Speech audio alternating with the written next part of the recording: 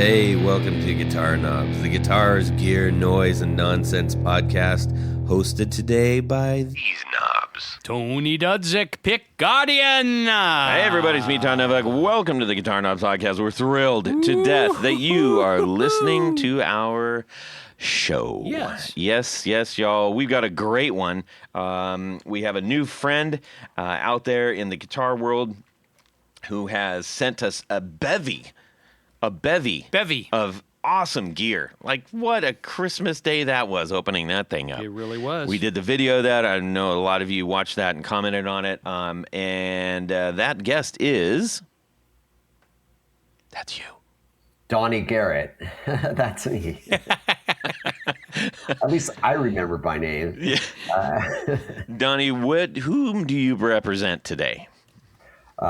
I am one of the three owners of Solodallas. All right. My other partners being James Allen and Phil Olivieri. Awesome.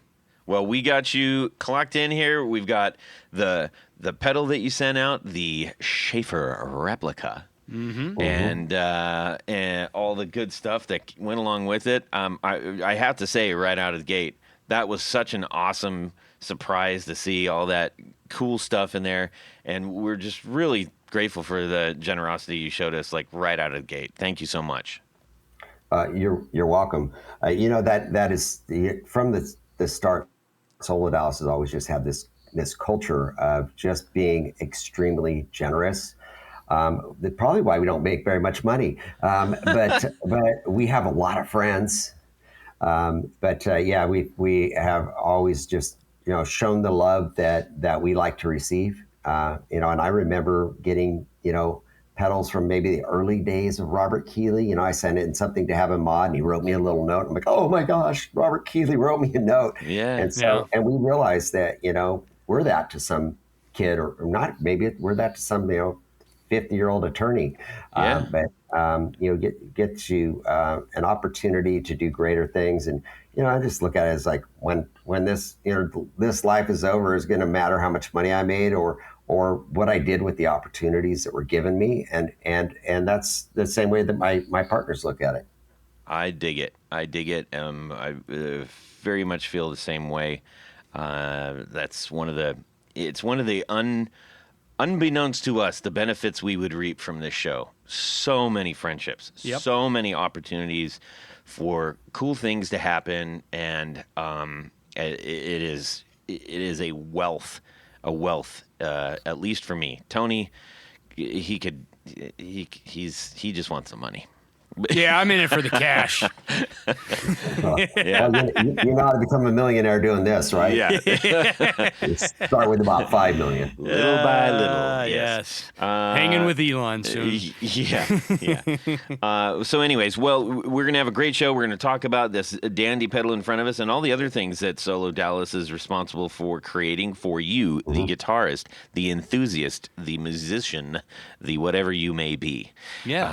In the meantime, we got a couple of things up front real quick. I do want to point everybody, where can they go see the things that you do? Our website is solodallas.com. We often get asked, why is your company called Solodallas? And the reason why is because the founder of this company, he bears a slight resemblance to Harrison Ford. He's also crazy about Star Wars.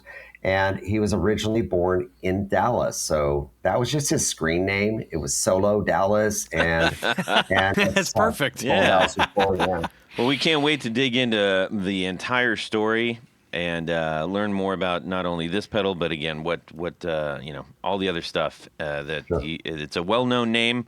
So we're going to find out more about it. Todd? Yes, Tony. I have a breaking announcement. A breaking announcement. Okay. This is from our friend Jared.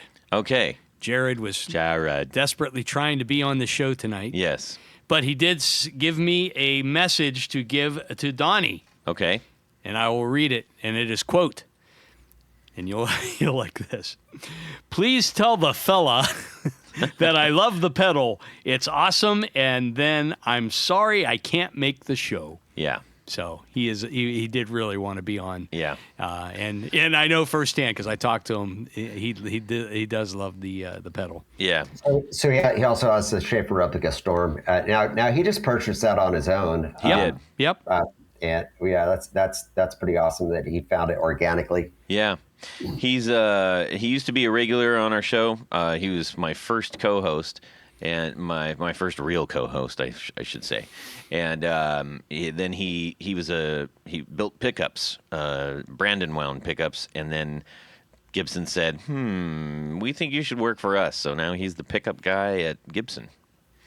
So he doesn't get to spend as much time being goofballs like me and Tony. He's a corporate guy now. Anyways, we'll move on. So we got a couple of quick announcements. Now, in the ongoing pedal giveaway, Yes. we've got next up from Mike Nazionale is the Boss Digital Delay DD5. Oh, it's a 5. It's a 5. Oh, wow. Yes, I got 5 on it. I don't know where that came from. So we're going to be giving this away, and the lucky person getting this is John Williams, a Grizzly John Bay. Williams, Grizzly Bay. Yes, he makes Shaving some products. really awesome stuff. So I love John, the soundtrack for Star Wars too. yeah, he did. Yeah, he did. Yes. Yeah. And Right. So as a hobby now, he's living off the money from Yeah. the compositions, but Oh, yeah, he it's makes good. It's shaving gonna sound products way now. better with delay on it too. yes, yes. Go ahead, hum it. Yeah, we Can't can't. resist. We can't because if we use too much, it costs us money. Yes, that is true. That's true. But we can do a reasonable facsimile. Well, Yeah.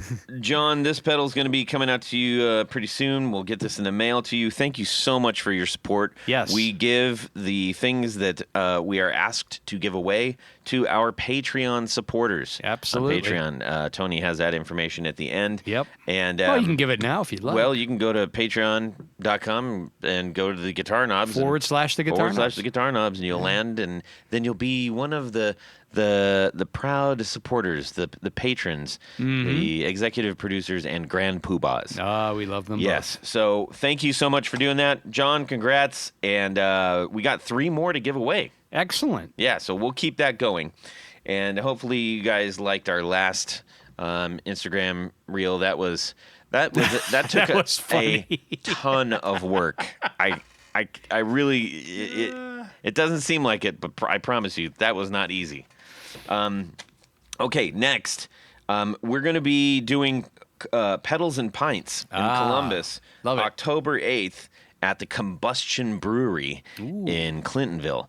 And we're putting together a table. We're gonna have a pedal board and a guitar and all that stuff. And it's going to be UK-based builders, European-based. I'll just extend that a little bit.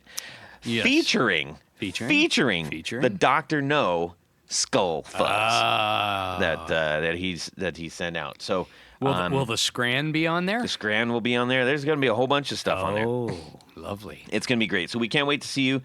Travel near, travel far, but just be there. It's going to be great. We got a whole bunch of other builders Come piling to Columbus. on. It's great. It's a lovely city to visit. Okay. Wouldn't want to live here. No. What? No, that's great. Okay, so let's find out what's going on in our music world this week. Tony, share a little something Yes. from the wealth of your so-called life. Well, last night, Yes. Marshall Crenshaw played Yes. here in Columbus. Oh. And I'm a big Marshall Crenshaw fan. I mean, I've loved everything that he's put out, really, literally, Okay. and figuratively. Okay. But I have not seen him with a full band for many, many, many years. The last I couple thought you of were times. seeing Nick Lowe. Oh, Who did I tell somebody they were? I think would- it was you, Donnie. I You said, told me that. and Yeah. I didn't even know Rob Lowe had a brother. he's even better looking. Oh, yes. I did see Nick Lowe several years ago, but Okay. let's talk about Marshall Crenshaw, Yes. shall we? Well, I'm going to What's give Marshall Crenshaw famous for, Tony? his big hit in the day, I think it was 1982, was Someday, Someway. You guys might remember that. He played Buddy Holly in La Bamba, the movie La Bamba. Yeah. And Yeah, that was a short role. yeah. Oh man. Woo! Wait, the lights just dimmed. Oh my goodness. That was pretty good, dude. You'd fit in really well at our table. I love it. Okay. Oh my goodness. Anyhow, I'm going to give Marshall a little slack because he's short roll. That was really good. Jeez. Okay. Hopefully got paid scale. But anyhow, Marshall is 71 years old, as I realized or found out. And he doesn't quite have the pipes that he once had. Shocker. And, that's okay. Yeah. And a buddy of mine, Jeff Passafume, was he's a local guy that was helping tech for Marshall and band. Okay. And he had a full band with him. And his guitar player, Fernando, I forget his last name.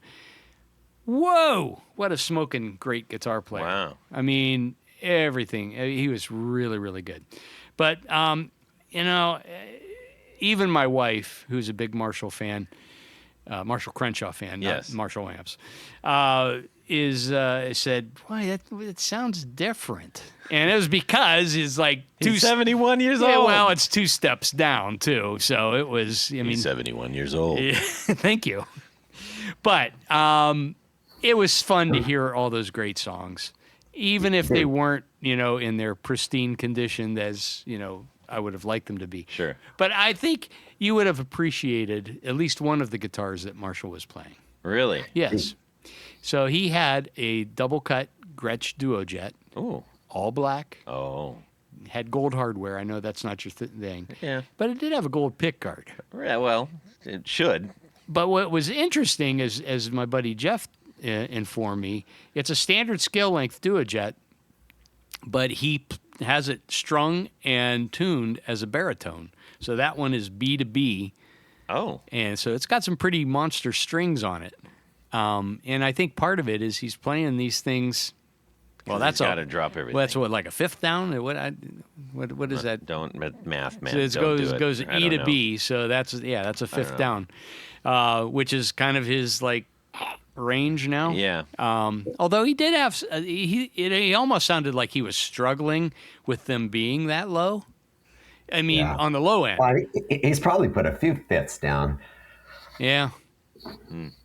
So I do check this out. I just went and saw. Talk about an old performer who still works in. I just saw Willie Nelson. Yeah. Wow. He's 94 years old. He's still doing his tour. Billy Strings was opening for him. Bob Dylan was there. Wow. And so I had never seen Bob or Willie Nelson perform. And what's interesting about Willie Nelson is he can talk his way through a song, and his speaking voice is so Willie Nelson. Yeah. But it still sounds good. Yeah. But yeah, he really I think was kind of coughing his way through most of the songs. But his band was just so respectful and talented, but just so respectful of the music that they were playing. Isn't it mostly his family, right? Well, no, just his son was there with him on stage. But it's just, a group of legendary players. But it was a moment. Wow. And Billy Strings, he recently started using one of our products to make his his acoustic guitar sound electric. Yeah. And so he was just so generous. And usually we get if someone comps us this kind of nosebleed comps, he really was really generous, and it was just an awesome moment to have. Wow. That's cool, man. Yeah, that'd be a great show to see. I mean, I'm not a huge Willie fan, but I do respect the stuff that he's written over the years.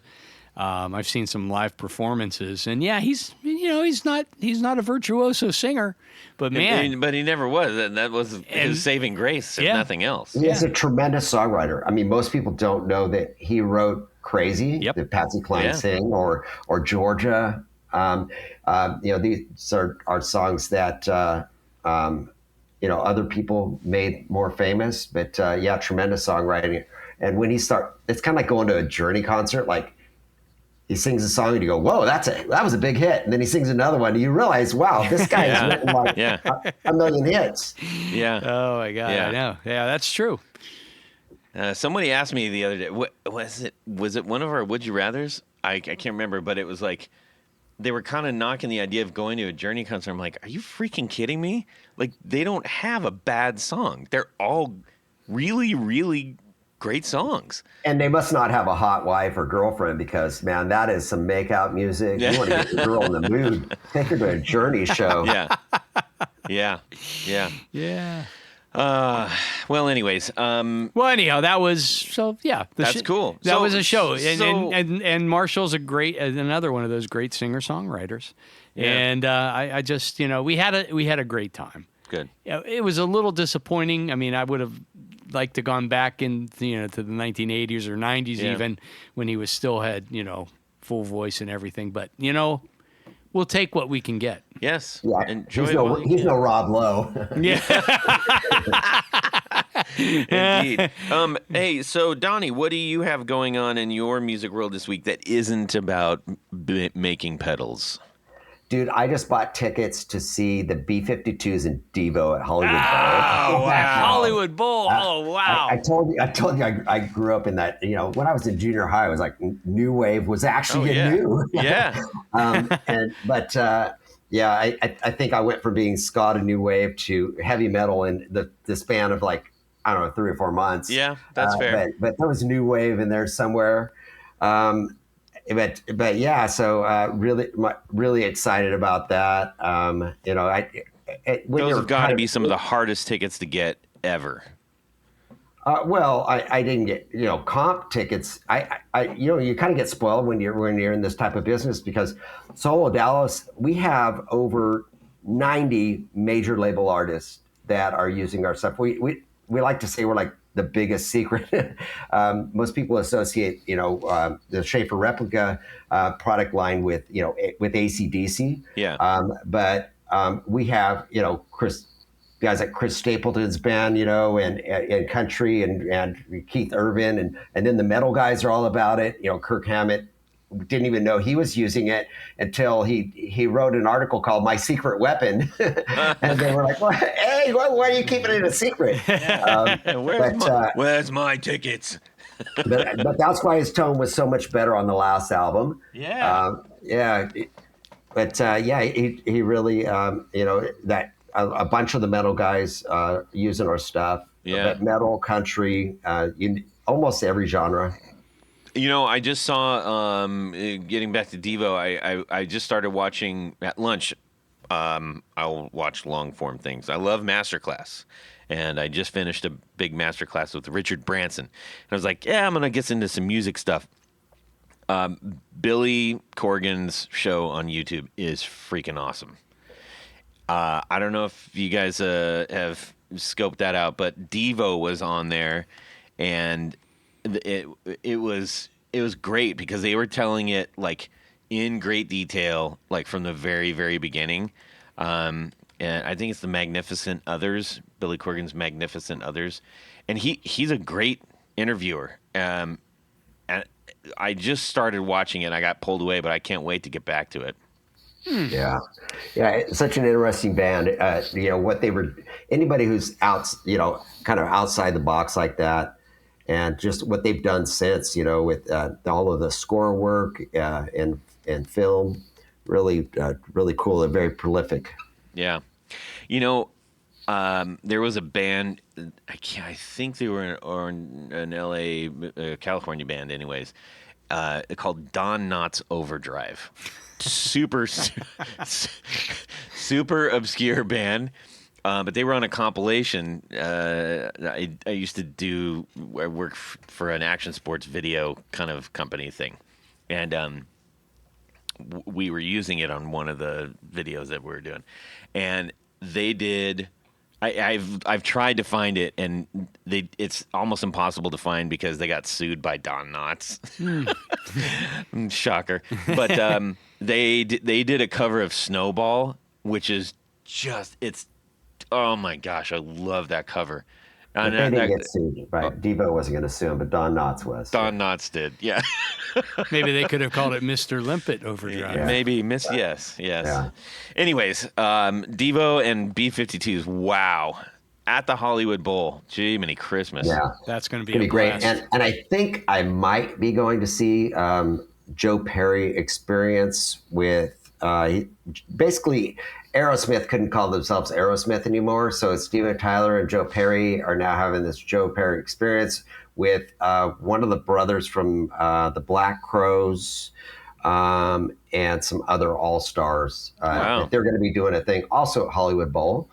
And I've become very good friends with Joe Perry's old guitar tech. He's now Robbie Krieger's guitar tech. Both of those guys also use our stuff. Matter of fact, I have a funny story with Joe Perry. The first time I went out to meet him, I was actually meeting with his guitar tech, and I brought a backup pedal because his guitar tech said he keeps taking it out of the rig, and he said, "You can't take stuff out of the rig." He said it's got to be ready to fly and all that stuff. Yeah. And so he goes, keeps taking it out. I said, "Oh, I'll bring him a spare when I come down." So we're poking around. He's giving us a tour rig. And I'm not there to meet Joe Perry by any means. I'm just there to meet with him. And Joe Perry pokes his head back there. He's like, "Hey, who are these guys? And why are you showing them my secrets?" And he's like, "Oh, these are the guys from Solodallas." And he goes, "Hey, they make the secret." So he yells with the guy in his crew. He goes, "Bring me a silver Sharpie." Nice. And I'm like, "This is it, man. We get a Joe Perry signature, picture maybe at that moment." And he takes the pedal and the Sharpie and goes, "Hey, will you sign this for me?" So somewhere Joe Perry has a pedal signed by me. That's crazy. That's super cool, man. So if you see it on eBay. Yeah, right. That's really cool. Wow, that's what a great memory that must be for you. That's awesome. Right, yeah, hoping to go see that. And then also Robbie Krieger's doing a thing at the Pantages or one of those theaters where he is going to perform all of the Doors stuff that was not ever recorded, but just performed live. Wow. That's interesting. Wow. Yeah, he's still got it on guitar. That's the great thing about being a guitarist. You don't get into that, position like Marshall or any of these older singers are, where it's like you don't have the pipes anymore. I mean, you look at Angus Young, his guitar just has to be in tune, and he don't even have to do that. He just does his thing. You can get up there, you got a nasty head cold or the flu or whatever, and you just have to muster up the energy and take some your prescriptions or whatever, and you're ready to go. That's right. Well, I think the lesson that we learned is for younger songwriters to not write songs so high, so that if they do make the test of time, they'll be able to sing them in the same key. Yeah. I've said that about Dream On. I bet that Steven Tyler regrets that every time that song comes to the end, and he's got to do that. Yeah. Oh, man. On that note, so Judas Priest is coming to, on that note, Judas Priest is coming to Cincinnati, and I was excited because I wanted to see if my daughter would go with me. And because she goes to school down there, she's like, "Yeah, me and my friends are going to see Judas Priest." And I was like, Anyways, remarkably, it is absolutely remarkable to see what that guy can still hit. Because on some of those songs, I mean, he's like doing glass breaking stuff, and he's still got it, man. There's some guys like that. Ronnie James Dio was like that. Yeah. To the end, man. I think he Vince died Neil. on a high note. No, I'm just kidding. Yeah. No. Nope. Let's stay on the positive here. Yes. I went and saw Bonnie Raitt, and she still has it. Yeah. I don't know how old she is, and if I knew, I wouldn't say it because she's just so graceful and still beautiful. She used to have a red hair with a silver streak, and now she has silver hair with a red streak. But she just, her voice, maybe she's one of those people that always sounded older, kind of like Don Henley always sounded old, so it works, But her just a velvety voice. Oh, yeah. and so such a great slide player. Her guitar tech is named Matt Straw. I tell people I don't hang out with famous people. I hang out with their guitar techs. Yeah. And Matt is just an awesome guy. Just spent some time in the desert with my wife and I, with him and his wife a couple of weeks back. We went to see the meteor storm. But anyway, Matt, he said, I've been with her for, at that time, 7 years. He goes, I can't add a new pedal. It's like she just loves what she loves. She's still playing through the same Badcat, amplifier. That's a very early one. And she loves her Boss pedals. And he goes, every time she steps on that Boss compressor, it's like, and so if I pull it out, she's like, where's the hiss? He said, but she is totally not like a gear person. She just loves what she loves. And our Storm pedal, which she wanted something that would make her leads stand out, but not distort them. Yeah. And so the Storm pedal really is, although it is an overdrive, a boost, and a limiter with some EQing and a line buffer in there, it's a lot of things. But that optical limiter is really the thing that makes that pedal special. It gives you this percussive attack, lots of harmonics, and some added sustain, which is beautiful on anything. Those are just musical artifacts. And so he plugged her into our Storm pedal, the same one you have, and she's like, "Ooh, what's that?" Nice. But he said, never try to talk to her about gear. She is not a gearhead. He said, you know what she calls that old brown Strat that she plays? What? The brown one. Hand me the brown one. Hand me the brown one. That's exactly it. Yeah. Yeah. Todd, what about you? What's going on in your musical world this week? We had a gig in Cleveland. Cleveland. Sorry, I got a little bit of a stutter. We went to Cleveland and we played the 5 o'clock lounge. Super cool old style bar. Nice. Really a cool place. And there was a ska band called the Nightclub, named after the Specials. Yes. And Nightclub. Yeah. Listened to that a few times. And the guy who runs it was basically DJing the whole night. Mm-hmm. Oh my gosh, man! That guy had one of the best playlists I've ever. I mean, it was song after song. I'm like, I love that song. And so we went and did that, and it was really cool. I just recently had got a new, like a road case for my AC30 and got it all set up and everything. And it wasn't heavy enough. Yeah, yes, it wasn't. But here's the real reason I got it is because I don't like amps hitting me in the back of my calves, right? And I wanted to have something where I could put it up as well as protect it, right? And so it sits on top of the bottom comes off and it sits in the little wheel wells on the top cover, and it worked out awesome. And I was like, yes, this was such a good. Oh, you mean when you're playing through, not when you're carrying it? Yes. Okay, because I don't really hit me in the calves while I'm carrying it either. Yes. But one of the things is that so I usually have 2 guitars. I kind of switch back and forth on a couple of songs. And it's always a pain in the butt, hurry up, take one off, put it over there and grab the other one and put it on. And so, there's not a bunch of dead space and the guitars aren't falling over and everything.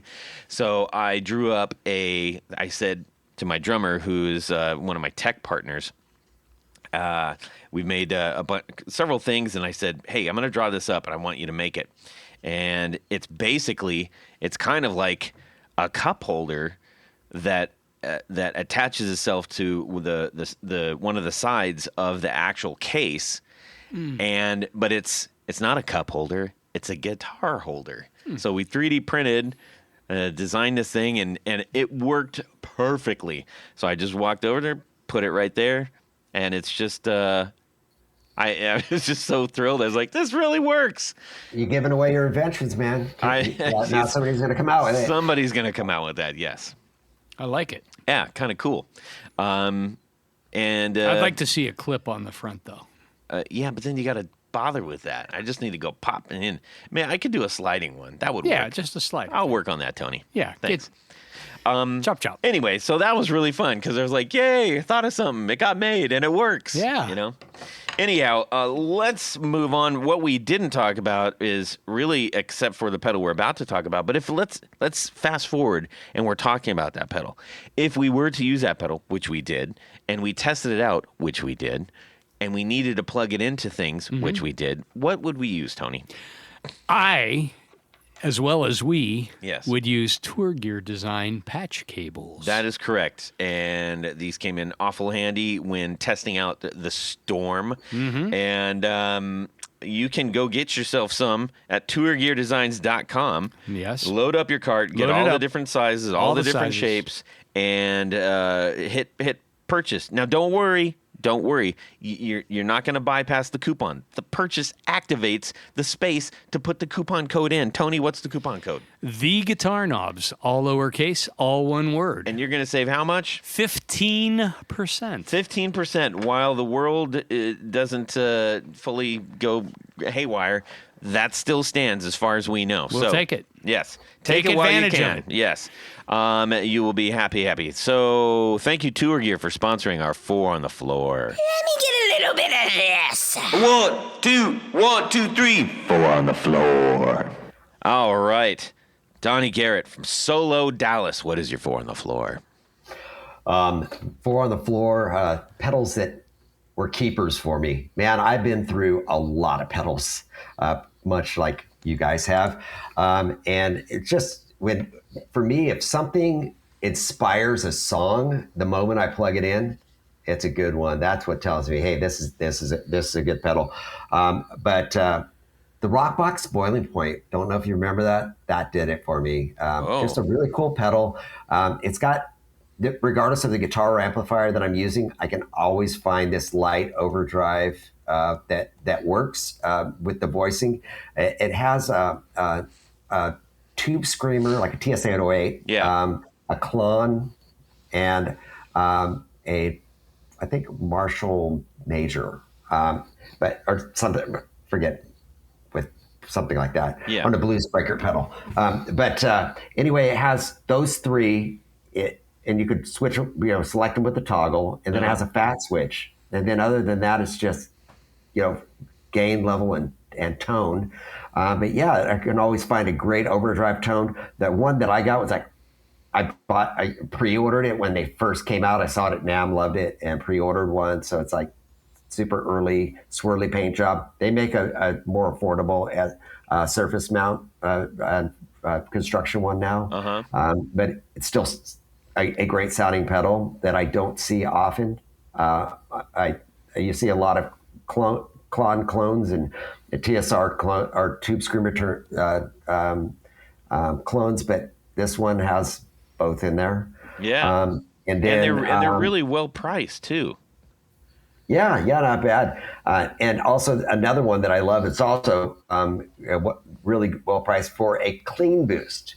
Most clean boost, they just get too, if you bump them too hard, they start overdriving the amp too much and you lose clarity. Creation Audio Labs, they're actually based out of Nashville, Tennessee. These guys, they're guitarists, but their day job is that they restore and rebuild studio equipment. And so they get their hands on a lot of old vintage stuff. Well, they stole a trick from old British consoles where in the channel strips, as you turn up the gain, it introduces kind of treble bleeds. It lets a little bit of treble through so that you retain your clarity as you push your amplifier. And so they have a pedal, it's called the Mark 420, like MK 423. Yes. Which it's a scripture or something like that, but a beautiful one knob on it. And it is just a one knob boost. The Strymon L Cap, I got mine so long ago, it still has the clicky switches on it. Yes. There's something, that pedal inspired so many songs for me because of the warmth and the tones, and it's got all these hidden features you can really geek out on, like push this and hold down that and turn that, and it'll like add tape glitches and stuff like that. Yeah, that and the Flint really have oh my gosh. It's like, it's hard to find a board that doesn't have. You have both? Yeah. See, that's about right. I have both, although I'll tell you, I love the reverb and tremolo on my 1965 deluxe reverb, not the reissue one, the 65. I have to say that now because they came out with one called the 65 deluxe reverb. Right. But the real one that my dad had passed down to me, and nothing sounds exactly like that. Because if I kick this pedal during a show, it doesn't go and sound like lightning. But my amp, if I kick it, it does exactly that. And that's 3, right? And my tuner, it sounds lame, but I love to be in tune, and so I've got the little bitty Audio Research Noir. It's like the black one. It's a half pedal size, and I'm going to squeeze in our Storm just to talk about our products. I love the Shaffer Replica Storm because it makes everything that put in front of it sound better. And it's because it's particularly mid boost. They tend to strip out the low end. They sacrifice the low end so you can get that mid boost. But the EQ on the Storm, it's what is called the goalpost EQ. So imagine you have a graphic equalizer in front of you. You leave your precious mids all alone, and at the far ends, your presence and your low mids, you turn it up there. And so it adds this low end back in, but your tube screamer still sounds like a tube screamer. It just sounds like a better one. And it adds this little bit of clarity that helps with the I don't know, pronunciation of your playing, or however you want to say that. Yeah. But it really helps with articulation. But that's my 4 on the floor. All right. Yes. That's a good one. Excellent. Well, with that, we've been alluding to some of the benefits of the store. Now, when we're talking about this pedal, this is the full name, the Storm, the Shaffer Replica Storm, right? Yes, that's it. Okay. Before we go any further with that, do you refer to it as the Storm or the replica, or what? We refer to that one as the Storm. We have that is actually a pedal version of our EX Tower. Right. If you want the whole story, I can give it to you really fast. We'd love it. Let's do it. That's what this is for, man. Woo! So check this out, Tone Geeks. There are every once in a while, there's a really cool discovery that happens. And it's like, that somebody was using an Echoplex, and that the front end of it was used, to create this overdrive. And it wasn't even for the echo effect. It was for that overdrive, Mm-hmm. or that somebody discovered that some engineer in a studio, created a box that all the Motown bass lines were played through by throwing together some parts on the spot. And, Acme made this discovery years later. The Bassman, was supposed to be this bass amplifier, and all these guitarists end up using it. But it's just like cross use of a product that ended up really being part of the sound of all these recordings that we hear, and love. And it seems like kind of all that stuff's been done, but we found something that had not. And that was really what started this company. My partner and the founder of this company, Phil Olivieri, major AC/DC guy. I mean, he plays like Angus. Even Angus said, "You play like me." He said, "You got it, kid." And he just had this. He started out this kind of forum YouTube channel. He was just geeking out in his room trying to play like Angus, and he had all the guitars and the amplifiers, and just felt like something was missing, and he blamed it on his fingers. And some guy in his group's like, "Hey man, I have this Guitar Player magazine from like 1980 something," and Angus Young says that he used his wireless unit in the studio to record Highway to Hell and Back in Black, and immediately piqued his interest. He did a deep dive, found out there was this thing called the Shaffer Vega Diversity System.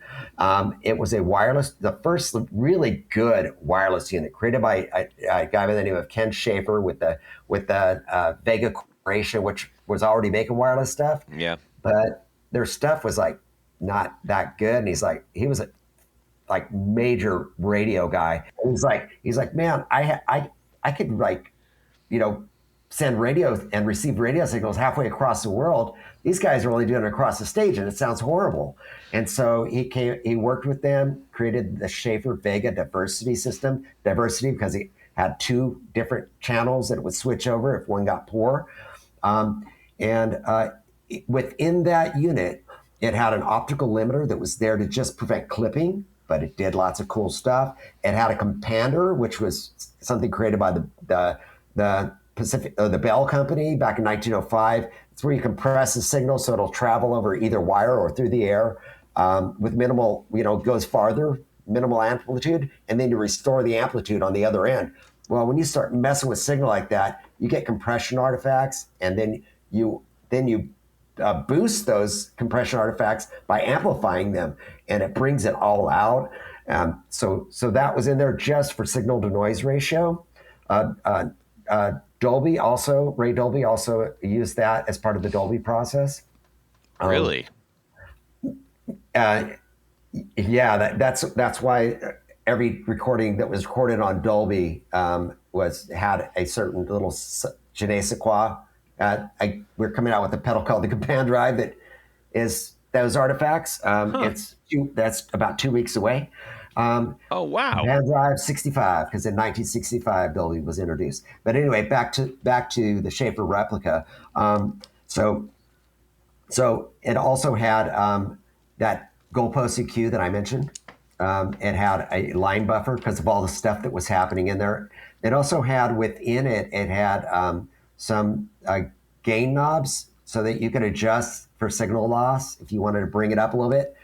When we got our hands on some original ones, we found that guitar techs have been tweaking with that. Jerry Garcia's guitar tech, Dan Healy, he sold us Jerry's old wireless unit. And sure enough, that was a big part of his sound, was he was using that gain, using it as a boost on stage. But one of the probably weirdest parts about it was it had a headphone out, a 1/4-inch headphone out, because headphones used to be 1/4-inch. Yeah. Just like guitar cables. Yeah. And so they had, they put this headphone out on the front. All the other jacks were on the back. And because it was on the front, guitarists were running out of the headphone jack into their amplifier and then turning up the op amp to drive that little output. Well, that's the first use of a full frequency boost, 1974. That predates the Rat by 3 years.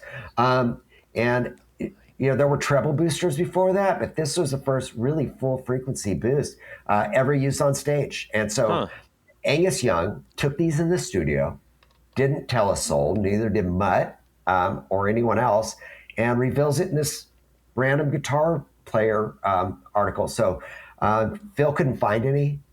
He ended up finding out that the guy, Ken Shaffer, was still alive and living in New York, still living there, still alive today.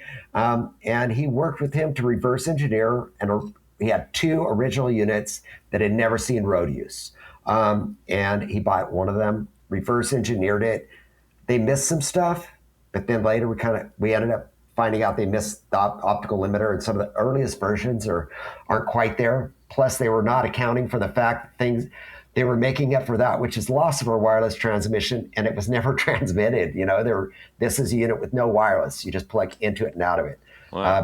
But unit number 1, when it was completed, was presented to Angus Young in person, and he's like, I got my sound back.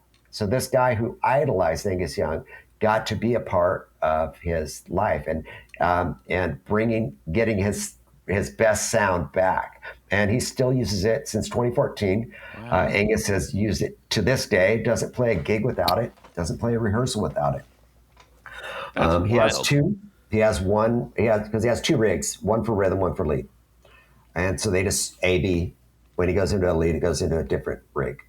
So once he started using it, just the list, I can't even name like all the major people that are using this product. It is the top people in country. the top people in metal, the top people in definitely classic rock and blues, like Joe Bonamassa for blues, would probably be a top guy. Kirk Hammett, is using it on guitar, and then for like Rex Brown uses it on bass. We have a bass version of that pedal called the Bass X. Lamb of God, also a bunch of metal guys using that effect on bass because it does something very interesting. It's so different, but the moment you hear it, you go, "Oh, that's that sound." It's the sound I heard on Kiss Alive. It's the sound that I heard on the Back in Black album. It just, when you hear something as musicians that is familiar, it does something in our DNA. It makes the hair raise up, and we go, "That's it. That's what guitar is supposed to sound like." I've often said, like, first is best. Why do we want? Why is the Strat and the Les Paul still the top selling guitars? Well, because that's what guitars are supposed to sound like. And if they would have been made out of something completely different, that would be what guitars are supposed to sound like. Yeah. And it is the music that was created that created an emotional experience within us when we heard Jimi Hendrix or Jimmy Page or someone else named Jimmy, play through those instruments. They created music. They created the emotional response. So when we hear the sound, our Pavlovian, effect goes in, and we just start drooling and go, "Oh, that's that sound. Yeah. It's there. That's it." And it's very seldom that we find something that has not already been discovered that has that in it. And that's why the moment you guys plugged into the Storm, it was like, this is what guitar is supposed to sound like. This is it. And I've heard a lot of people say, the Shaffer Replica, what it does, it's subtle, but it's monumental. It makes your sound 3D or maybe 4D even. And it's what it does for the attack. It's percussive attack, copious harmonics, singing sustain.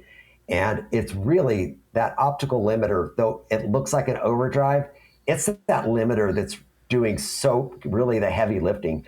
And it's nice to be able to add in a little bit of harmonic, accentuate that harmonic content with some clipping and the boost. It also has an internal mini pot that we don't really tell people about. We just let them discover it. Oh. And that will just adjust for the output after everything. And you can just kind of, if you really want to push things, you can. But it's good if you're using it for a real clean boost and you want to just have like 2 boosts and not be driving the gain as much. Yeah. That limiter is great for that too. But that's really was the beginning of our company. And so we ended up, having the EX Tower, which has everything in it. We have the Storm, which has everything except for the compander because it just won't fit. Also, the tower runs on 15 volts, got a little more headroom in it, and it has like a balanced out and some studio options to defeat the boost and the limiter in case you want to do that in post, but still have the tone in there.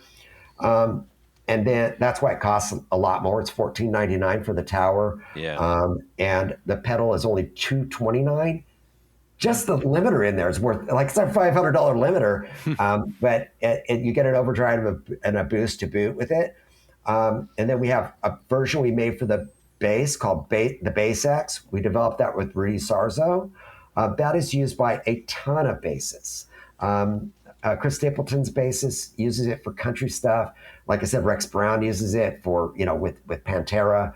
And it applies to, regardless of your style, but it does something different on bass. The EQ in there, that low mid, adds this Jocko-esque growl.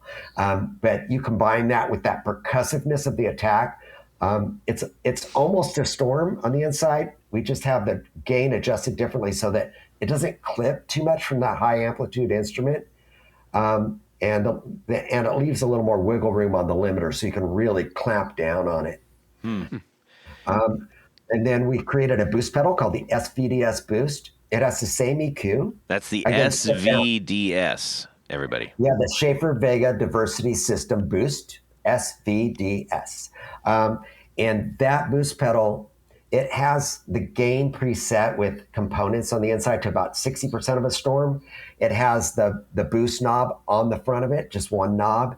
It also has that output signal boost if you want to use that. But you get that goalpost EQ in there, the gain structure, and it has a Storm sound, but it doesn't have its attack. It doesn't, because it lacks the limiter. But there are a bunch of guys using those and Storms together, like one always on, one for leads. But it is not a clean boost. It is a complex, dirty, like harmonically rich boost. If you remember, before the overdrive was introduced, right? Back in the 70s, they had these things called boosters. Boosters were overdrives. But when Maxon brought out the term overdrive with like the professional overdrive in 1976 or so, they called it, they introduced the term overdrive, which was what the boosters were doing. They were overdriving the amplifiers. And then everybody just started calling them overdrives. And then later someone introduced the clean boost, which did not overdrive. It was just clean. So often when we think of a boost, we think of it as the thing that just makes you one louder. Oh, I just saw Spinal Tap 2 last night. But it just makes it, one louder. This is different. This introduces complex harmonic structure. It makes notes sound like chords and chords sound like orchestras, and it dirties up real fast. So if you want a clean boost, do not buy the SVDS boost. But if you want something that really performs more like an overdrive and has one knob on it, it's phenomenal. Outstanding. You hit on so many great points. Obviously, all the other pedals and everything. And these, it's interesting because you're sitting in a space that is like, it's not like, hey, wow, click on this, and all of a sudden you have a completely different thing happening. You guys have really finessed the art of like making you sound better. Well, imagine this. You're Joe Perry or Joe Bonamassa or Joe Blow, and you've spent your entire life trying to develop a sound that when people hear you, they go, "Oh, that's him. Oh, that's Stevie Ray Vaughan or that Jimi Hendrix or whatever." You immediately go, "That's that guy." The last thing they want is a pedal they're going to turn on it and they're not going to sound like them anymore. It is those beautiful subtleties. We've really went with this MO of discovering historic technology and reproducing it for the modern masses, faithfully reproducing it in high quality. Our manufacturing is done by Cusack. They're phenomenal. Their attention to detail, they will take stuff we design and go, it could be better, and create a more efficient design that has lower, or better signal to noise ratio and stuff like that. But they're excellent, and have really helped us. But we have continued to try to do the same thing, find new stuff. There are a million fuzz pedals out there, but we felt like there wasn't one that was musical. We introduced a pedal called the Orbiter. Very recently. Yes, our engineer, he is very unique because unlike Leo Fender, who is not a musician and had to rely on musicians to go, "Hey, does this sound good?" And he's looking at an oscilloscope, going, "Oh, that shape sounds good," according to Freddie Tavares or whatever. Right. And so our engineer, his name's Dries Potvin. He's in Belgium, and he found Phil through their whole love of vintage gear and all this stuff. And he has tremendous ears. He is an amazing guitarist. And he can, create something, play through it and go, "Oh, if I change C4, it's going to get this," or whatever. He knows what component he has to change to get a certain effect. And because of that, he is able to design stuff that is extremely musical. There are a few designers out there like that, but not many. And so it's usually a team of people, and he's like a team of people in his head. And so I only design the aesthetic parts of these. Everything under the hood is him, and Cusack. And so with what he did with the Orbiter is he took a few things. He said, "I love the fuzz bass. I love what Cesar Diaz did with it, with the square face. But I feel like it could really use a bias knob that really adjust that voltage, and we need to find some transistors, solid state silicon transistors, that we can match them. And what we ended up coming up with was a voltage pairing circuit within the pedal. Cusack helped us develop that so that we can adjust it. We always have a matched pair because that's what makes a great fuzz face. If they're unmatched, it just sounds like a buzz saw. But you get this smooth fuzz when they're matched. And so at the bias, as you adjust it, they stay matched the whole time because they're internally matched with this circuit. We also put in there a circuit that emulates a carbon zinc battery, because a lot of people don't realize is that the carbon zinc battery, like Eric Johnson realized it, obviously, the carbon zinc battery has an effect on a fuzz face. It's like a transformer and an amplifier. When you hit your guitar hard and it sags, it blooms. And the power provided by a battery in a fuzz face does the same thing. If you're plugged into the wall, it'll give you everything you want and more. But when you're have a carbon zinc battery, it goes, it kind of grunts it, and then it sags and blooms. And so we have a circuit within our pedal, within the orbiter, that emulates the sag of a carbon zinc battery. It also has a pickup and impedance adjustment, so because they're really sensitive to pickup impedance. Yeah. And so you can really fine tune it on the inside. It's a sweet spot finder. That's awesome. And then we have another thing. It's called the drag, and it allows you to get either a syrupy kind of drag on your attack or that really fast spitty thing. And it also fuzz. It feeds into a light overdrive because everybody knows if you run a nice light overdrive after your fuzz, it does wonders for it, right? So we just put it in there. And so where it says, level or gate, that's actually introducing overdrive. So you have a fuzz adjustment on the front, you've got an overdrive adjustment, and you have that bias knob. And when you turn this bias knob, it actually does stuff. Because a lot of fuzzes, you're just flipping that thing around, it sounds the same in every position. And it is the most musical fuzz. Robbie Krieger and Joe Perry just started using it. John Frusciante is using it on tour. Scott Holiday of Rival Sons. These guys are like, this is the easiest to use, not a bad sound in any position. And I mean, Scott looks Holiday great. Had a $2,000 custom fuzz. I won't mention the brand because I don't like when people do that. But he had paid $2,000 for this. He immediately replaced it with the Orbiter. He also uses the Shaffer Replica Tower on tour and in studio. But the most musical fuzz, it's called the Orbiter. It's $249.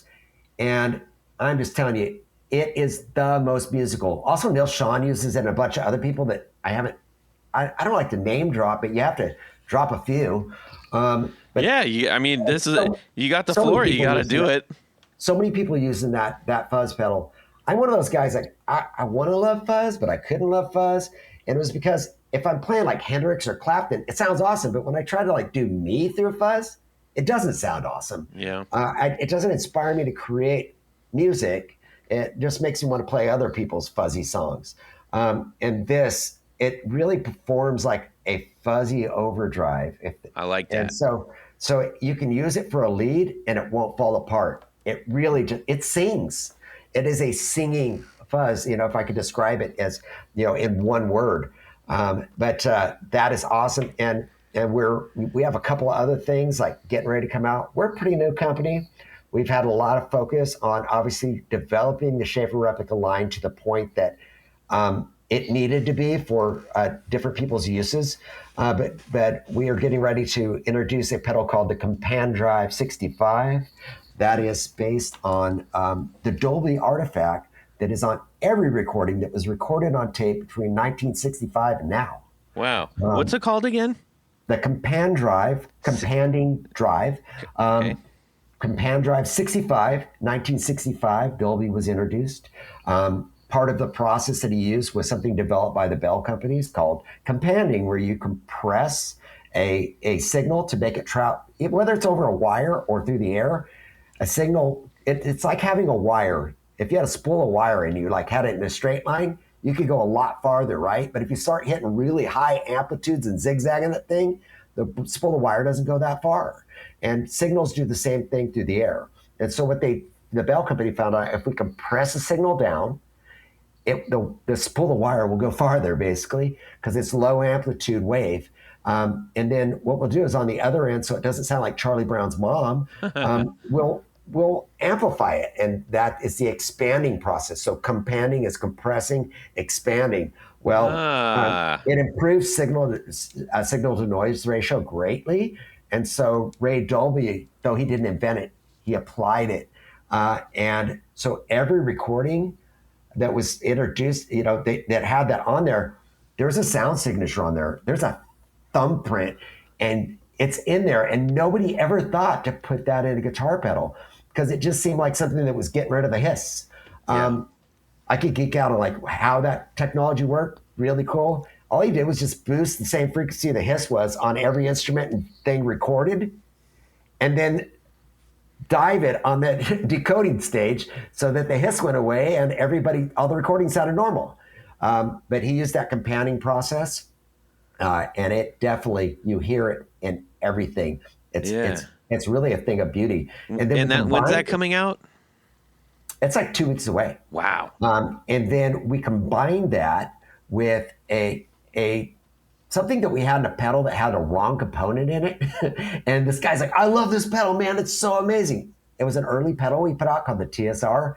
His had a bad component in it, and it was causing it to have this really hi-fi, as it turned out, this circuit's really designed after what you see in a British console, that very simple preamp design. And so it's like having the Dolby process into a British console and being able to turn up the level and gain on it. It's so different than anything made for guitar up till now, but it's, again, like it's that first is best thing. When you hear it, you go, oh, that's what guitar is supposed to sound like. That's it. That's what, and all of a sudden you start playing, songs that you've heard, and you're nailing those tones because that little je ne sais quoi of the Dolby effect or the Dolby artifact is all over it. Wow. But it is not, I'll tell you, it's not easy to find things. It seems like everything under the sun has been done when it comes to guitar pedals. And so we get really excited when we have that aha moment. And then we're also making something that well, I can't talk about, but it's really designed for all the guys that are modeling guys. Yeah. And it's designed to make their tone sound analog, because the most unnatural artifact, I like modeling. I think it's very useful, and a lot of people using it on tour. I'll go one way or the other, but it has this unnatural artifact that drives me crazy, and it's attempt to digitally reproduce analog compression. It doesn't do it. And it ends up sounding real kind of glitchy on the top end. It sounds like zeros and ones to me. And, I've said this, like, it doesn't, 99% of the people out there aren't going to hear the difference.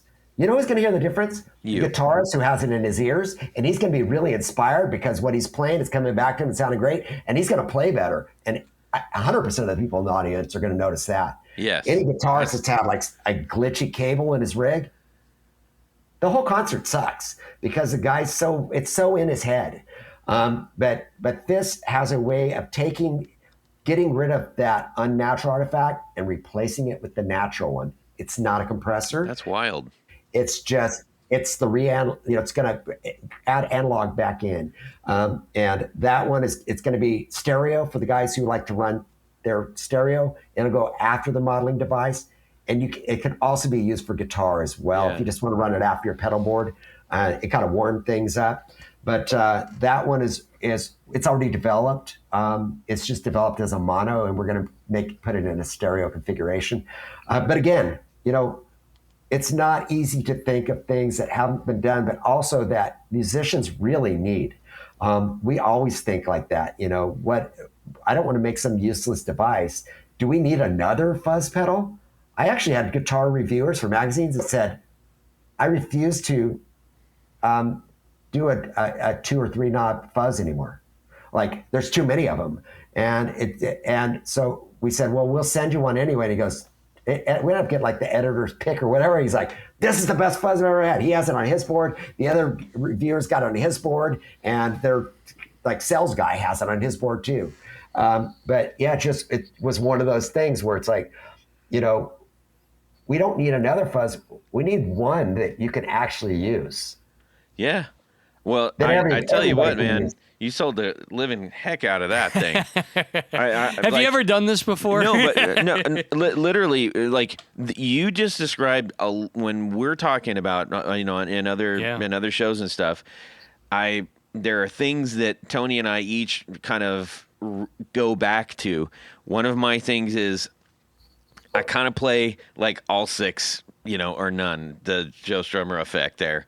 But in doing that, I still want articulation, right? So that was one of the things that happened. But then also, the way that you were talking about fuzz was very akin to things that I look for. I have a hard time clicking on pedals, and then same thing with the phaser. So if you apply the phaser mentality, let's say, like a phase 90. Talking about love, or is that a flanger? Just like a phase 90, right? So you click that on, and it's like, and here's the phase 90, and that's all you hear.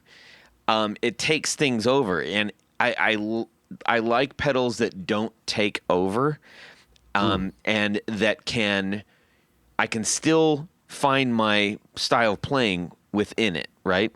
Well, that's what effects are for. They're flavors. Yeah. You just add. It's like toppings on the sundae. It ain't the sundae. What you're playing is the banana. Yeah. And everything else is just all the nuts and cherries and all that stuff. Well, the way that you describe the Orbiter,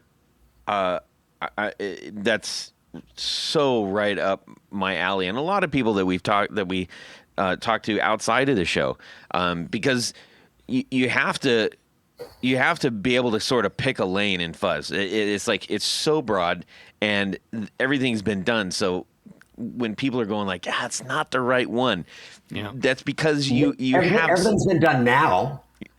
Yes. They're waiting on the Orbiter, and finally they're like, all right, we're done. Yeah. Yes. Well, as described, I might actually learn to like fuzz. Yes. This one's as easy to love as a good overdrive. Yeah. And you can really, if you want to use it like an overdrive, you can. There have been people that have made fuzz overdrives. I forget who, but I recall seeing it way back on the gear page in probably 1875. There is. You're right. There's something about having those little things that just add flavors to what you're already doing, but don't completely just become the player. Yeah. I'm being outperformed by a phaser. Yeah. Well, I love the fact as long as you have to tip it out at the end of the night. Yeah. I love that. So when you were describing what went into the fuzz, you could say it sounds good all day, but when you start articulating reasons why and things that you have incorporated to make it go beyond what people expect, I appreciate that, and I thank you for sharing all that. That's great. Well, I'll tell you, we didn't make this because the fuzz phase isn't good. There are phenomenal fuzz phase pedals, but they were, as everyone knows, largely inconsistent. And over time, the ones that, their transistors went bad.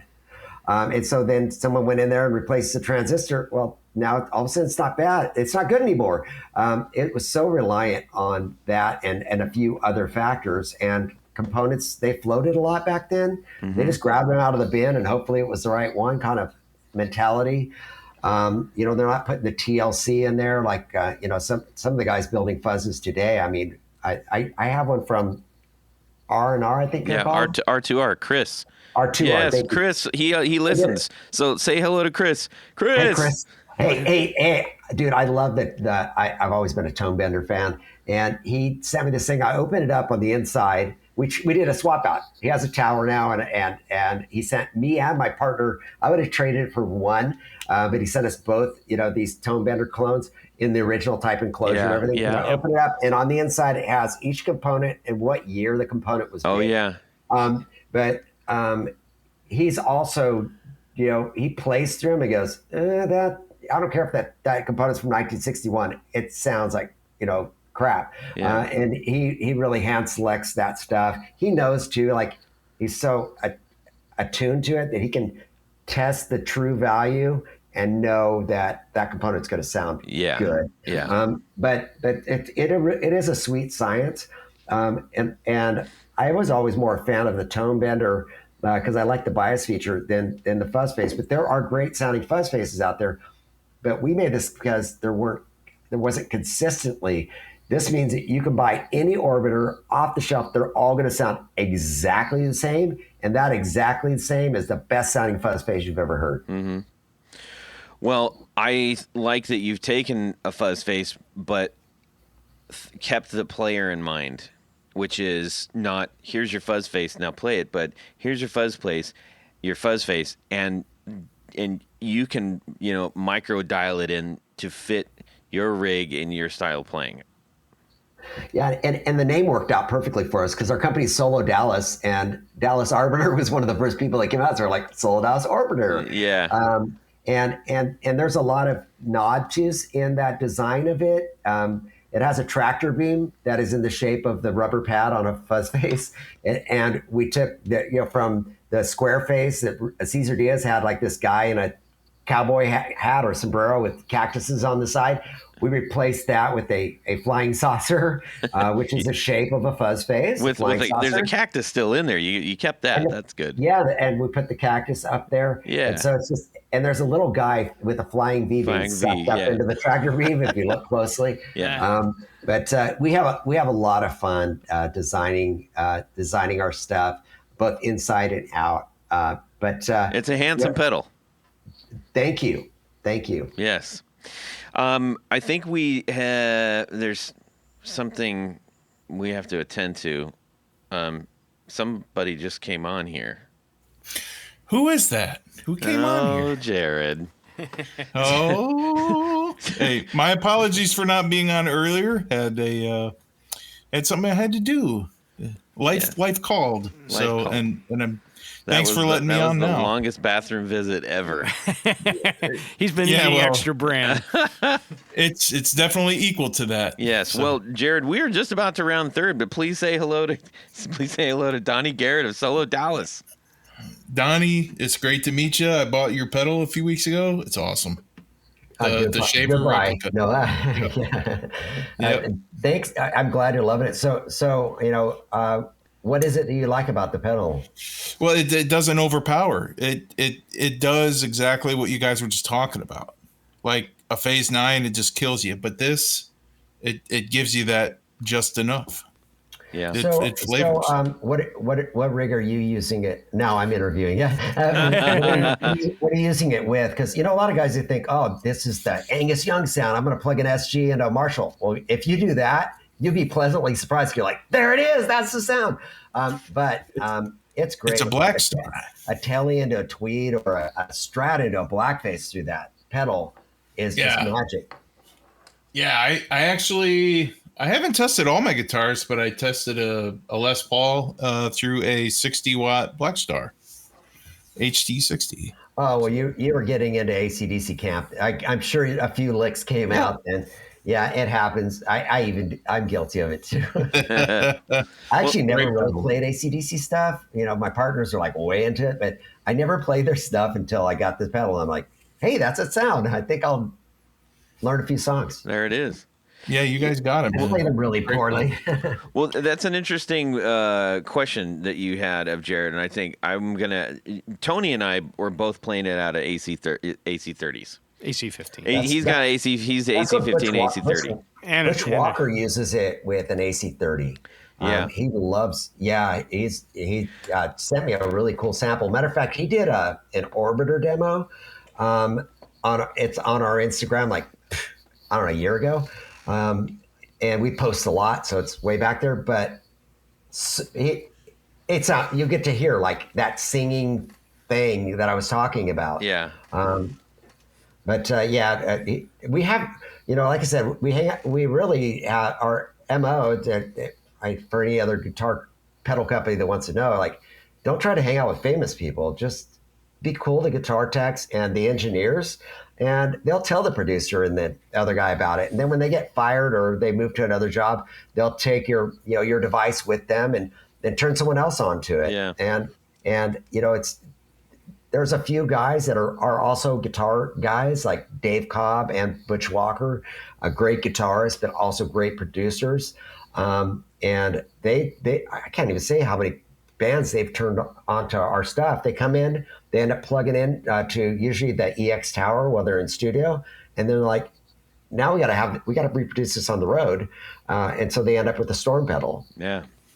Yeah, the thing that I really liked about it is the interactivity between the limiter and the gain. Yes. I mean, you could dial in, infinite numbers. And I know according to the instructions, if you increase the gain, you're supposed to decrease the limiter. But I purposely tried to. I was like, I'm going to do the opposite and see what happens. Well, think about it like this: the limiter needs to have something to limit, right? Yeah. So if the gain isn't up till about 10 o'clock on there, it isn't surpassing threshold, so you're not limiting anything below threshold or at threshold.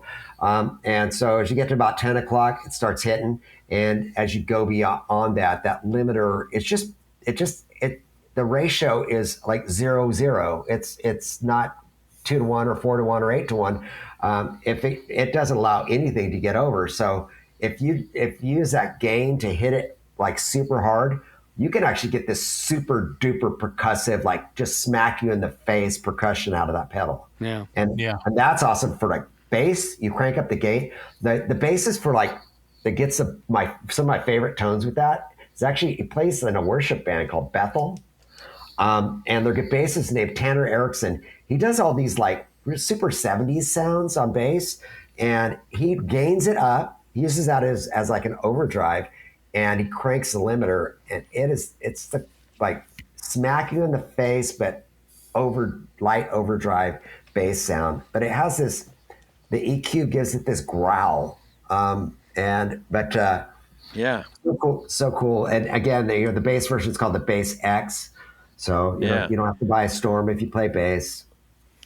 I wanted to go back. You had mentioned that the tower runs on 15 volts. Yes. Is it possible to increase the voltage into the Storm to get more headroom, or is that no bueno? Yes. Oh, you can. So we equipped that pedal to run up to 12 volts, but it can't handle anything beyond that. 12 volts, okay. But you can run between 9 and 12 anywhere, and it will work just fine. But if you try to double it to 18, you'll fry it. Yeah. Don't do it. Don't do it. No 18. No 18. Yeah. Interesting. Well, I found that it gave me some sparkle, so I was running that literally through our Tony Baloney homage to the Sparkle Drive. So Sparkle Drive, and then I had this running after it, and it just really woke up the signal. That's what I was describing with the mid boost, because the Sparkle, although it's got a little bit of top end, it's a mid boost as well. They tend to just strip out that low end, and the Gold Post EQ on the Storm is like a miracle worker for that. Yes. And if what it does something that's interesting, even when you place it after our fuzz pedal or any fuzz pedal for that matter, it actually helps other fuzz pedals more. Is it does something I call filling in the grain. So fuzz pedals kind of got a very square wave happening, and imagine if you just took triangles and shoved them in the squares, and that's what the Storm does. It has a copious, it's tons of harmonic content. We call it overdrive, but really it's just a lot of harmonics is what it's more like. You'd hear something coming out of tubes than an overdrive pedal. I got to try this after a fuzz. I actually didn't do that. I was so busy trying out different drives in front of it because I love overdrives. And so I was seeing what different ones did based on their EQ. Yeah. I did do a treble boost in front of that. But now I got to go home and try a fuzz in front of that. You know what? It gives it. I call it the Velcro rip. Yeah. It does this thing that's just with the attack because it's both percussive and it adds that low end to the fuzz. It really gives it this, I don't know, just this low end thing that most fuzzes don't really have. But that percussive attack is a lot of fun to play with. That's really getting that limiter dialed in. That is the secret, man, for not just that pedal. It's kind of a magic knob for your entire rig. Yeah. And so we always tell people, like, place it after all your overdrives, but before, like, all your time-based effects and reverbs, delays, and all that stuff. Yeah. There's no reason to bust, to boost all the noise that comes out of those things. No. And this is bone quiet. I mean, it's like you don't even know. If you crank up the boost, it's not. But that's because you're boosting every single noise that happens before that pedal. So 60 cycle hum or whatever, you're going to have. That's I funny. didn't boost it super loud. We'll get emails and they'll say, "Oh man, like this thing's so loud." It's like, well, what do you have? Oh, it's turned all the way up. Well, yeah. Have you turned your volume down on your guitar? And they're like, "Oh, I fixed it." Hey. Well, it's like the guy that says, "Oh, listen how good this pedal cleans up." No, it's your amplifier, dum dum. You just decrease the volume going into it. Yeah. That's fun. Oh man. Well, we sure have learned an awful lot about Solodallas right now, but I know that we'll be talking to you in the future with so much stuff that you got. Well, now because you want a free orbiter pedal. Well, Todd knows how to work it. Yeah, work it, baby. No, that I definitely I'm anxious to see what happens with that Compan drive. That sounds it's very interesting sounding. Yeah. I'll tell you this: that the people who are the beta testers, they're like, "This is it, man. Awesome. This is it. This is the thing. It's the thing." That's the thing. Well, more to come on that, everybody. For right now, go get yourself a Storm and an Orbiter and get a tower. Well, let's make. I tell you, if you have the money, the studio guys are the ones who get it. They're like, this isn't expensive. It's only $14.99. I paid like $10,000 for that. Yeah. Well, that microphone over there. Yeah. It really is the quality of what is in it. It's 100% studio grade. There are a ton of guys touring with them. And when I say a ton, go to the Solodallas website, look at the artist list. I'm not kidding, man. Sometimes when people go, who uses your stuff? I go, who's your favorite guitarist? And it's usually that guy. But they keep it a secret. There are a lot of these guys, man, they don't like to tell anybody what they're using. And their rig rundowns, almost every time, a guy who uses that, and I know he's like, dude, this is the best thing in my rig. They don't mention it on the rig rundown because it's not a pedal, it's not a guitar, it's not an amplifier. It is this standalone. It looks exactly like the original wireless receiver. That's the form factor. They used to make them. It was made out of the same material they used to make all of the camera equipment for Hollywood out of, and all their cases and stuff. Yeah. It's that same like extruded aluminum with side panels and so we made it exact. It's not to look like it. It is like it. Same construction as the original wireless receiver. But if you can afford it, it will literally make everything in your collection. This is like a Joe Bonamassa thing. Everything in your collection, and he has a big collection, sound better. It'll make your amplifiers your Marshalls sound more Marshally, your Fenders sound more Fendery. It'll do the same thing for guitars. It accentuates all of the things that are beautiful about those devices. Well, you couldn't have said it better yourself. I did. Yeah. Get a tower. Well, we're going to do a little something here right now. This is, Tony, what is this called? It's a little game that we play called Would You Rather? What's it called? It's called Would You Rather. That's You guys are high on helium over there. So It's actually me, and Yes. if you could do it in the voice of Dan Rather, I'd be more impressed. Ah, Would you? I can give you a clean version of what it's Yeah. supposed to That was sound that was Cronkite. Yeah. Well, Tony, go ahead and give us what we got. well, this week's Would You Rather is brought to our good friend and sponsor, Trevor Ellenberg. Yes. I'm calling this one, man. You Bet Your Significant Other. Ooh, interesting. So here's the gist. Your band was just booked for a huge gig to open for your favorite band, and it's time to select your rig and get your guitars set up.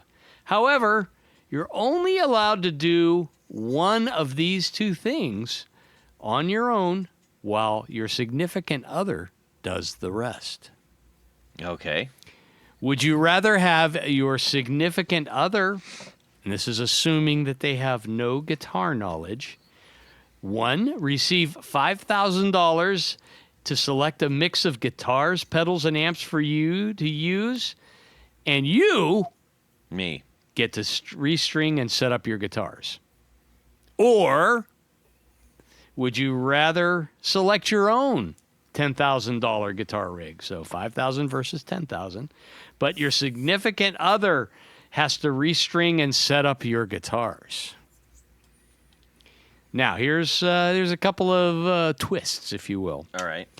If your significant other is purchasing the rig, they're not allowed to take a look at what you already have for inspiration, and they can't get help from a salesperson, friend, or etc. Okay. Or if Or? they're setting up your guitars, tools will be provided, little snippers and things, maybe a couple of screwdrivers, but they can only watch a YouTube video once to learn how.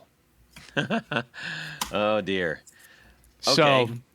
two options. Yes. Your significant other has $5,000 to get a rig, and you set up your guitars. Or you get to pick a $10,000 rig, but your significant other has to set up your guitars. Okay. And this is for playing a gig. Dude, you're asking a gearhead if they would rather have $10,000 in gear or $5,000. I don't even care about the rest That's of all I heard. Too.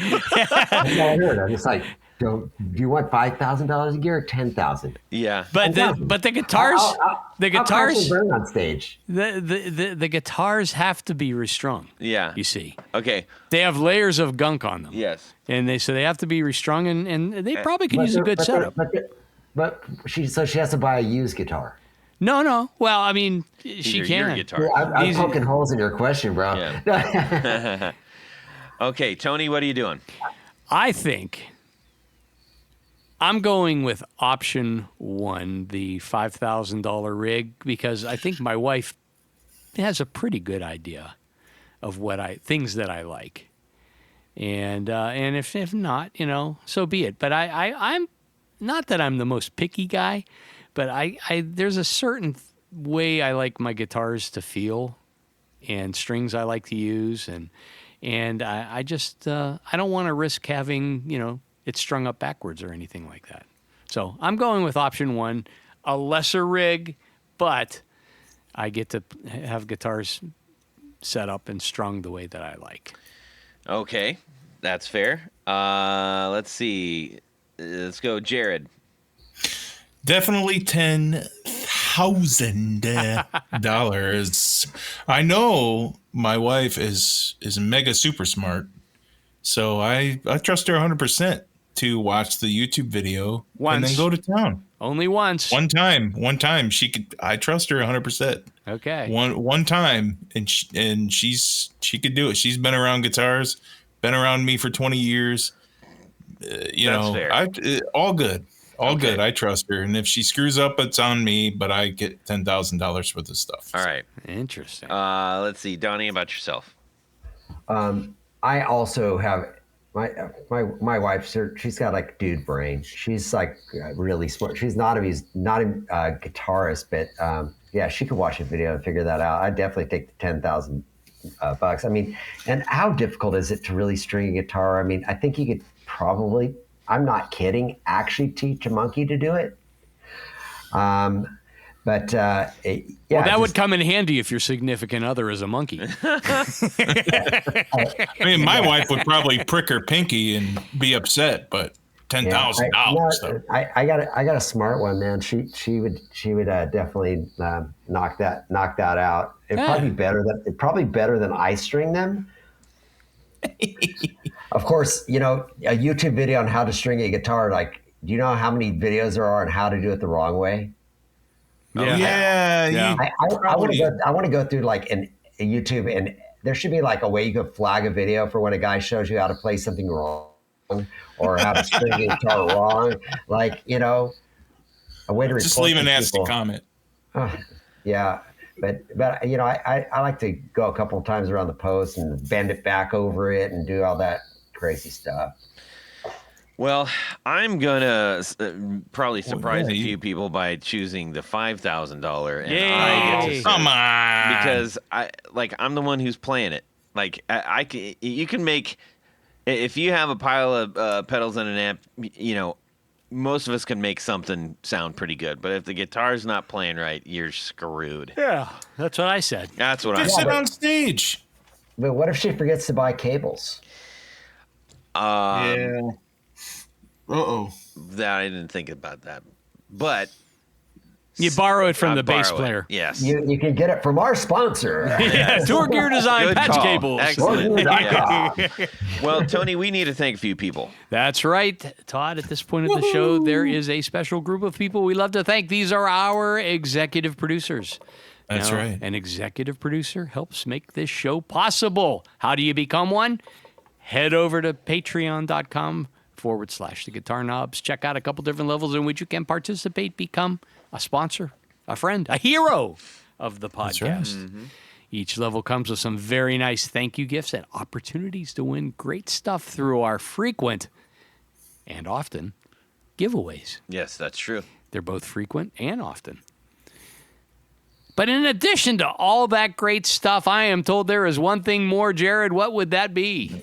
Well, you get to have your name read on the thing. Your name read on the thing. So that's what I'm going to do right now. So special thanks to these executive producers: Anthony Lathrop, Brett Hogarth, Cameron Pampas, Darren Gregory, Don Kloss, Elad Mizrahi, James Bell, James White, John Esterly from Rare Buzzer Effects, John Sebastian, John Halverson, Justin Jones, Ken Sayers, Michael Senchuk, Mike Davenport, Owen Eads, Plutone, Ralph Gottschalk from Wonderful Audio Technology, Watt, Richard Kendall, Rick Calhoun, Rusty Sneeden, Stefan Lamb, Tom Barazin, Trevor Ellenberg, Trevor Gunberg, and Vader and Pedals. But there's more, because there's a special group of executive producers. We call them our Grand Poobahs. These are the top of the heap, the A number ones.